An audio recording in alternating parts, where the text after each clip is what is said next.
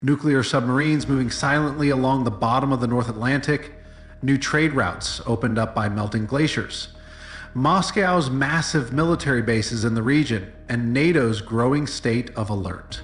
Deep in its northern waters, one of the biggest strategic chess moves on the world stage is taking place. But is Russia's northern submarine fleet a real threat to NATO?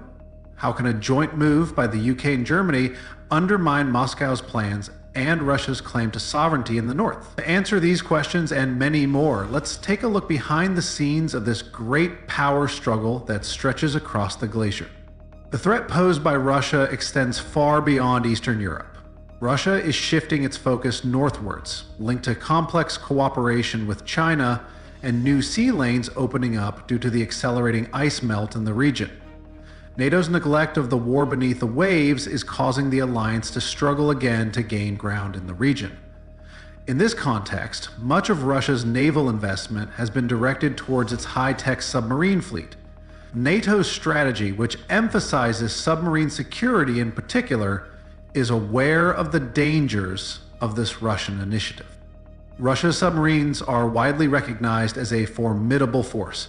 The Russian submarine fleet is concentrated in the Barents, Norwegian, and North Seas and in the Arctic Ocean.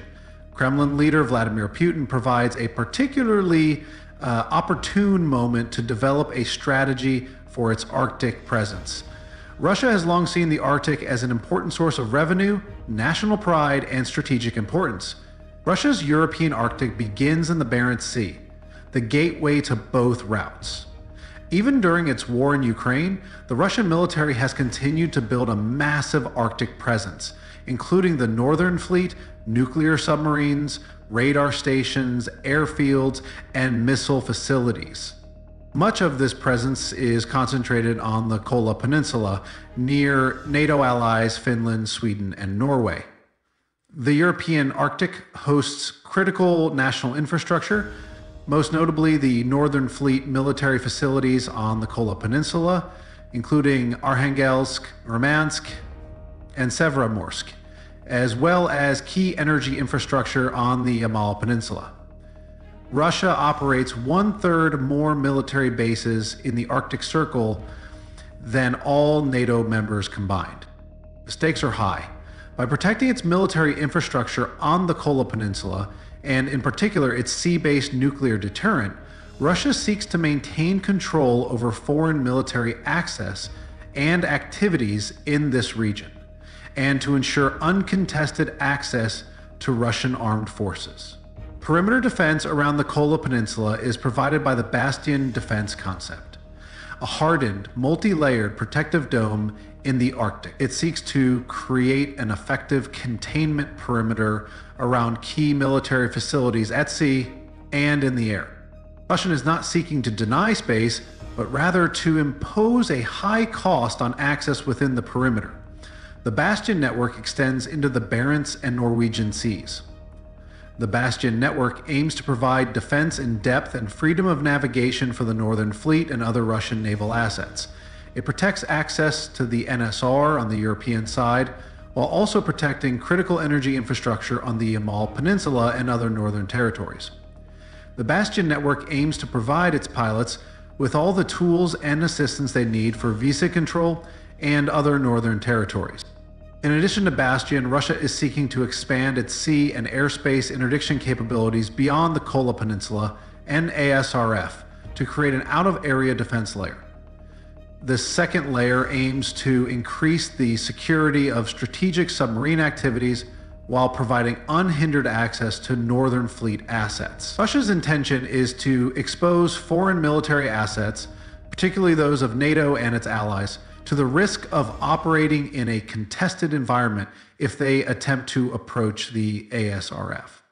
The aim is also to disrupt access to North Atlantic and maritime lines of communication around the Greenland, Iceland, United Kingdom, and Greenland, Iceland, Norway gaps. The creation of a second layer of defense beyond Russia's Bastion is motivated by fears of the deployment of regional surface missiles by NATO and the United States and increased submarine activity that could put the Kola Peninsula at risk. According to Moscow's calculations, sea ice no longer serves as a natural boundary in the Arctic. The effects of climate change and increased human activity on Russia's European Arctic have created a new de facto border and maritime boundary that requires both environmental control and the enforcement of the ESRF's sovereignty. The Russian leadership seeks to move any threat of military activity and escalation away from the Kola Peninsula and Bastion, and instead closer to the Norwegian Sea and the North Atlantic.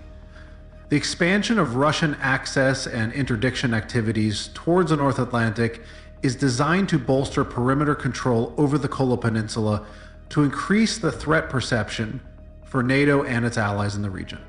This increases the risk of escalation, not only in the North Atlantic, but also in the Baltic Sea region.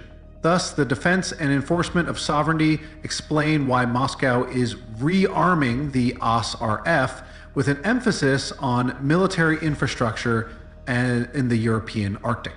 The Arctic is an area where Russia is practicing this type of force projection. This is achieved through the presence of the Northern Fleet, the mainstay of Russian capabilities in the region. But Russia is not alone here.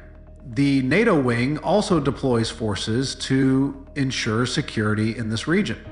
Germany and the United Kingdom are the latest to take an important step against Russia's efforts to assert control in the Atlantic and the Arctic.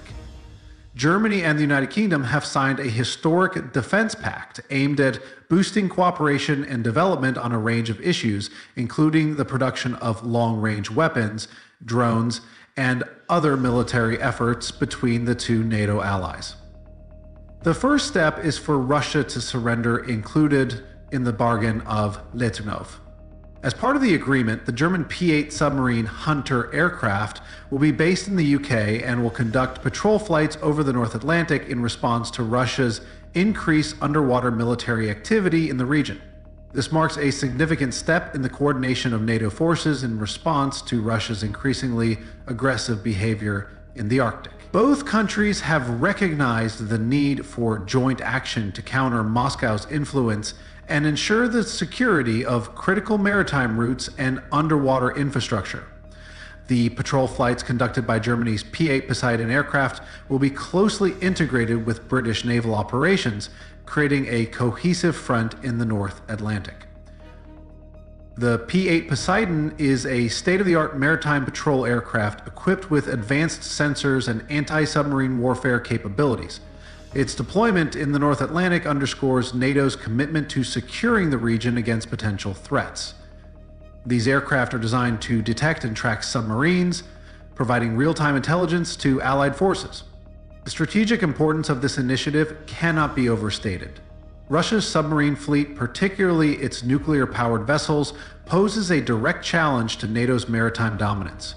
By patrolling the North Atlantic, Germany and the UK are not only defending critical supply lines, but also sending a clear message to Moscow.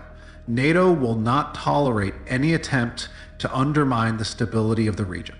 The Arctic geopolitical significance has only grown in recent years. As climate change melts polar ice, new shipping lanes are opening, and untapped natural resources are becoming accessible.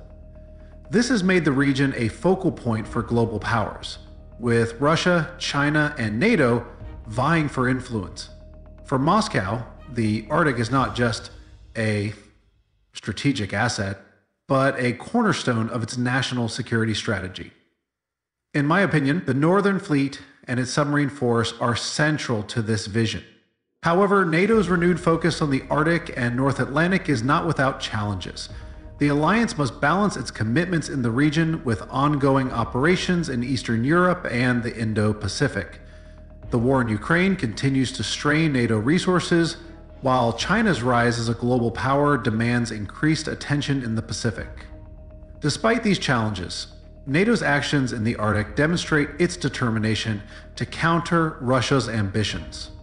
Germany and the UK's defense pact is just one example of the growing cooperation among NATO members. The alliance is also exploring new technologies and strategies to enhance its capabilities in the Arctic. This includes the development of unmanned underwater vehicles enhanced satellite surveillance, and advanced anti-submarine warfare tactics. By leveraging these innovations, NATO aims to maintain its edge in a rapidly changing security environment. For Russia, the growing presence of NATO forces in the Arctic is a cause for concern. Moscow has invested heavily in its Arctic military infrastructure, including radar stations, air bases, and missile systems. The Kremlin views NATO's actions as a direct threat to its sovereignty and has vowed to respond accordingly. This has raised the specter of an arms race in the region, with both sides seeking to outmatch the other. The potential for miscalculation is significant. The Arctic's harsh environment and the close proximity of opposing forces increase the risk of accidental clashes. To mitigate this risk, NATO and Russia must establish clear communication channels and protocols to manage tensions. Failure to do so could have catastrophic consequences for the region and beyond. As the Arctic becomes a new front in the global power struggle, the stakes are higher than ever. The actions of NATO and Russia in the coming years will shape the future of the region and the balance of power on the world stage. For now, the silent war beneath the waves continues, with each side striving to gain the upper hand. The deployment of the P-8 Poseidon aircraft by Germany and the UK under the Trinity Pact reflects NATO's evolving Arctic strategy. Turns out, it also highlights the broader geopolitical contest in the region. Russia's Northern Fleet is not merely a military tool, but also a symbol of Moscow's claim to Arctic supremacy. By enhancing their maritime surveillance capabilities, NATO allies are directly challenging this claim and aiming to secure freedom of navigation in international waters. In addition to the Trinity Pact, NATO's Arctic member states, such as Norway, Denmark, and Canada, are bolstering their military presence in the region. The United States has also increased its Arctic deployments, including new investments in polar icebreakers and advanced surveillance systems. These efforts are designed to counteract Russian influence and protect the Arctic's critical infrastructure, such as energy installations and undersea communication cables. Russia's strategic focus on the Arctic is underpinned by its reliance on the region's natural resources. The Northern Sea Route, NSR, a key maritime corridor connecting Asia and Europe, is central to Moscow's economic strategy. With support from Chinese investments, Russia has sought to develop the NSR as a viable alternative to traditional trade routes, such as the Suez Canal. However, international sanctions have slowed Moscow's progress, forcing Russia to rely increasingly on Beijing's partnership, who is revealed to be bringing troops in from the US to China and Australia. The partnership between Russia and China in the Arctic has raised alarms within NATO. Joint military exercises and coordinated maritime operations by the two nations suggest a growing alignment of interests. While Beijing seeks access to Arctic resources and shipping routes, Moscow views China as a critical ally in counterbalancing Western influence. This borderless partnership, as it is often described, underscores the complex dynamics of Arctic geopolitics. For NATO, responding to this challenge requires a multifaceted approach. Beyond military measures, the alliance is supporting initiatives to develop the Arctic's economic potential in ways that align with international norms and sustainability. Investments in green energy, critical mineral exploration, and infrastructure development are helping Arctic states diversify their economies and reduce dependency on external powers. The inclusion of Sweden and Finland into NATO has significantly expanded the alliance's Arctic footprint. With their advanced military capabilities and strategic locations, these nations are enhancing NATO's ability to monitor and respond to Russian activities in the region. Combined with the United States and Canada's Arctic strategies, NATO is building a comprehensive framework to address the security challenges posed by Russia's ambitions. Despite these efforts, the potential for conflict in the Arctic remains high. Russia's push to militarize the region and its willingness to escalate tensions present a constant risk to stability. NATO must navigate this volatile environment with caution, balancing deterrence with diplomacy. The Arctic Council, which includes Russia and other Arctic states, offers a platform for dialogue and cooperation. However, the Council's effectiveness has been undermined by geopolitical tensions, making it difficult to achieve meaningful progress. In the broader context, the Arctic's importance extends beyond regional security. The region is a barometer of global power dynamics, reflecting the strategic competition between NATO, Russia, and China. As climate change reshapes the Arctic landscape, its role in international politics will only grow. NATO's ability to adapt to these changes and assert its influence will be critical to shaping the future of the Arctic and maintaining global stability.